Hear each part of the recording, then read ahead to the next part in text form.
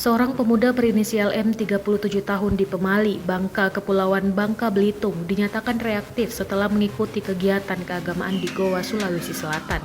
Pasien pertama yang dinyatakan reaktif dari hasil rapid test di Kepulauan Bangka itu kini dirawat di ruang isolasi di Klat Pemprov Bangka Belitung. Benar satu dari Pemali, jadi total sampai saat ini ada 10 orang, kata Komandan Gugus Tugas COVID-19 Bangka Belitung, Mikron Antariksa saat dihubungi Kompas.com, Senin 26 April 2020. Mikron menuturkan, pasien M berstatus orang tanpa gejala atau OTG. Ia kembali dari Goa pada 18 Maret dan langsung diminta melakukan isolasi mandiri.